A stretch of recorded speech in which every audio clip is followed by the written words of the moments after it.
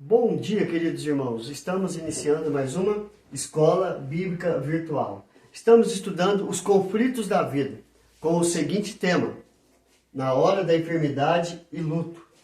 Hoje nós vamos tirar a conclusão do que nós estudamos durante esses dias. O que nós aprendemos, o que podemos fazer, o que podemos falar, qual é a nossa atitude em relação ao agir de Deus. Então, vamos ver e aprender um pouquinho sobre o que nós estudamos durante esses dias. A primeira conclusão que nós podemos tirar é: temos que entender o agir de Deus. Deus nos trata individualmente. Nem sempre Ele fará o mesmo como fez com o outro. Ou seja, queridos, Deus age soberanamente. Da maneira que Ele trata alguém, Ele não vai tratar da mesma forma a outra pessoa. Nós temos um exemplo na Bíblia com relação a dois cegos, o Bartimeu e um outro que não tem o nome. Com Bartimeu, o Senhor o curou apenas com a sua palavra: torne a ver, e ele tornou a ver. Com o outro, Cristo cuspiu no chão, fez o lodo, untou os olhos e mandou ele ir lavar no tanque de Siloé. Dois problemas iguais, cegueira. Só que ele curou de uma forma diferente os dois cegos. Então nós podemos entender que o agir de Deus é agir soberano. Nem sempre ele vai fazer na sua vida o que ele fez na vida de alguém que possa estar passando pelo mesmo problema, com a mesma aflição. Então nós temos que compreender isso, que o agir de Deus é soberano e Ele trabalha da maneira como Ele quer, na vida de quem Ele quer. Então, precisamos entender isso. Segundo, o versículo de Eclesiastes, capítulo 8, verso 6 diz: porque para todo propósito há tempo e modo, porquanto é grande o mal que pesa sobre o homem. Ou seja, esse texto está mostrando para nós que o agir de Deus é segundo o propósito dele, no tempo e no modo como ele quer agir. Então não é da nossa maneira, mas sim da maneira que Deus quer agir. Em segundo, entender a vontade de Deus. O fato de Deus curar um e o outro não, indica que ele faz sempre o melhor. Isso é maravilhoso, queridos. Por quê? Porque Deus, Ele não olha para nós da maneira como nós olhamos. Você pode, por exemplo, pegar duas pessoas que têm o mesmo problema de coração. E Deus cura um e o outro descansa, ou seja, vai para a glória. Deus errou nos dois casos? Não. Ele fez o melhor. Por quê? Porque ele, olhando para a pessoa, ele está vendo qual é o propósito na vida de um, qual é o propósito na vida de outro. O que os dois já viveram, o que os dois já cumpriram de acordo com a vontade de Deus. Então, ele não olha da maneira como nós olhamos, porque quando nós olhamos, nós queremos a cura para os dois, porque nós não queremos perder ninguém, mas queremos todos ao nosso redor. Mas Deus não age desta forma. Então, nós temos que entender que a vontade de Deus é infinitamente melhor do que a nossa vontade. E Ele responde às nossas orações de uma maneira infinitamente melhor daquilo que nós pedimos. Então, nós temos que entender a vontade de Deus. E o texto de Efésios que nós falamos ontem, é claro isso. Ora, aquele que é poderoso para fazer infinitamente mais do que tudo quanto pedimos ou pensamos, conforme o seu poder que opera em nós. Então Deus, ele pode fazer infinitamente mais do que nós pedimos ou pensamos, mas ele vai fazer a sua vontade, porque a sua vontade é boa, é perfeita, é agradável.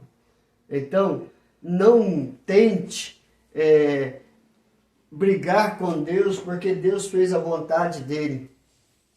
Porque Deus fez infinitamente melhor. Como eu falei lá no começo, na introdução, no mês de maio, nós perdemos uma tia, um pai, meu pai e a minha mãe. E entender a vontade de Deus nesse caso é saber que Deus fez o melhor. Minha tia estava muito doente, minha mãe estava muito doente, meu pai nem tanto, mas Deus quis assim. Ele errou em fazer a vontade dele? Não. Ele fez infinitamente melhor do que nós estávamos pedindo em oração. Isso é reconhecer a vontade de Deus, que faz infinitamente melhor do que nós pedimos ou pensamos. E muitas das vezes o nosso pensamento é egoísta. Pensamos só em nós mesmos e não pensamos na outra pessoa que está enferma e quer ficar livre daquela enfermidade. Então nós precisamos entender a vontade de Deus. Terceiro, queridos, entender o amor de Deus. O fato de Deus não curar não significa que Ele deixou de amar, ou que não temos fé suficiente para Deus não amar e não curar. Não é assim que Deus age. O amor de Deus é incondicional. Então não tem condições para Deus amar e deixar de amar, de curar ou não curar. Então nós temos que entender que o amor de Deus é um fato real na nossa vida, porque a essência dele é amor. E sendo ele amor, ele age na enfermidade e no luto da melhor maneira. Então, o texto de Romanos capítulo 8, verso 37 ao 39 diz isto: em todas estas coisas, porém, somos mais que vencedores, por meio daquele que nos amou, porque eu estou bem certo de que nem a morte, nem a vida, nem os anjos, nem os principados, nem as coisas do presente, nem do porvir, nem os poderes, nem a altura, nem a profundidade, nem qualquer outra criatura poderá separar-nos do amor de Deus que está em Cristo Jesus, nosso Senhor. Então, irmãos, isso mostra para nós que seja em qualquer situação, né? Seja de enfermidade, seja de luto ou qualquer outra, nada pode nos separar do amor de Deus. Quando nós colocamos a nossa fé, a nossa esperança em Deus, por mais que em determinados momentos de enfermidade, de luta, nós nos sentimos enfraquecidos, mas a nossa fé é latente, a nossa fé está em Deus. E Ele vai fazer o melhor, porque Ele nos ama. E nos ama de uma tal maneira, e provou o seu amor por nós, enviando Cristo Jesus, nosso Senhor, para provar o seu amor. Então, nós temos que entender que na hora da enfermidade e do luto, Deus nos ama. Ele não nos deixou de amar, mas ama ainda muito mais. E nós precisamos compreender isso, o amor de Deus em todos os momentos. Quarto, entender os métodos de Deus. Como nós já falamos, Deus é soberano. Ele pode curar através do seu poder, através da palavra, ou usar outros meios. Jesus curou através do toque de suas mãos e também apenas falando e até mesmo fazendo lodo e colocando nos olhos do cego. Então Deus, ele usa de várias maneiras para curar. Às vezes até uma mensagem que você está ouvindo e que você necessita de alguma cura, seja física ou seja espiritual, Deus pode estar tocando na sua vida e curando. Então os métodos de Deus, Ele usa, Ele faz como Ele quer, na hora que Ele quer e da maneira como Ele quer. O texto de Mateus capítulo 9, 35 diz: e percorria Jesus todas as cidades e povoados, ensinando nas sinagogas, pregando o evangelho do reino e curando toda a sorte de doenças. Aqui fala toda a sorte de doenças e enfermidades, curando. Mas primeiro ele ensina, prega o evangelho. Muitos são curados pela palavra, outros pelo toque das suas mãos. Então, aqui mostra para nós que Jesus Cristo, através da palavra, do Evangelho e também das suas mãos, Ele cura todas as sortes de doenças e enfermidades. Então não há maneira pela qual Deus vai curar. E outra coisa também, nem todos temos dons de curar. Esse negócio de pessoas, eu vou em tal igreja porque lá o cicrano tem poder de curar e eu vou ser curado. Não, nem todos têm dom de curar. Deus cura por meio das pessoas, claramente, eu creio nisso, que Ele usa pessoas para levar a cura. Mas quando Ele quer, da maneira como Ele quer e na hora que Ele quer. Não é desta forma que é mostrado na TV ou é divulgado em redes sociais. Não é desta forma.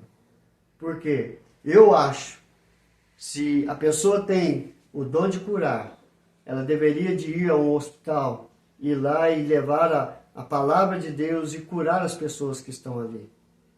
Por que que não se divulga isso? Porque lá não dá ibope, mas na televisão dá ibope. Então nós temos que ter muito cuidado isso com relação aos métodos de Deus. Deus é quem cura. Ele usa a palavra, Ele usa os médicos, os remédios, ou Ele usa alguém para levar a cura. Mas quem tem o poder para curar é Deus e somente Deus. E Ele usa os métodos e a maneira como Ele quer, na hora que Ele quer. Quinto, o papel dos servos de Deus. Cabe a nós, como igreja, assistir ao enfermo e ao enlutado. Ou seja, cabe a cada um de nós que cremos em Deus, que cremos em Cristo Jesus, ser canal de bênção na vida dos enfermos, ser canal de bênção na vida de quem está enlutado, levando uma palavra de esperança, de conforto e de consolo. E se Deus quer curar, Ele vai curar, não compete a nós.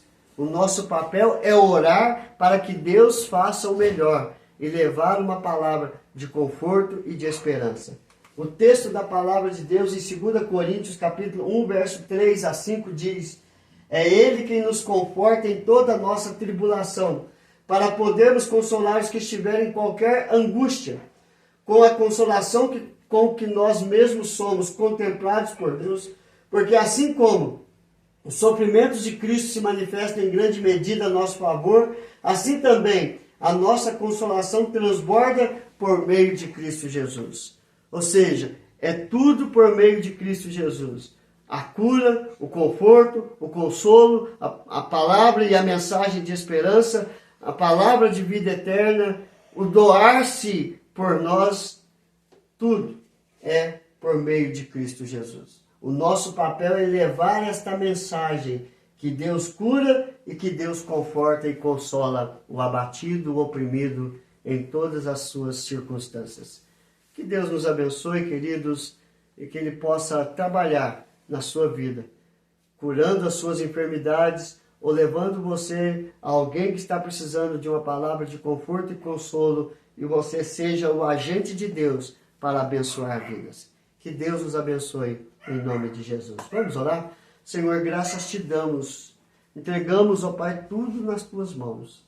Entregamos cada enfermo. Entregamos cada enlutado, ó Pai. Para que o Senhor possa fazer a tua vontade, que é boa, perfeita e agradável. Curando como e quando o Senhor quer e da maneira que o Senhor quer. Confortando e consolando através do teu Espírito Santo que habita em nós, ó Pai. Através da tua palavra, nós somos consolados por meio do Espírito Santo. Ó Deus maravilhoso, entregamos, ó Pai, todos nas tuas mãos. Em nome do teu Filho amado Jesus, nós oramos e agradecemos. Amém e amém. Que Deus te abençoe, queridos, e até amanhã, se Deus quiser, com um novo estudo sobre os conflitos da vida.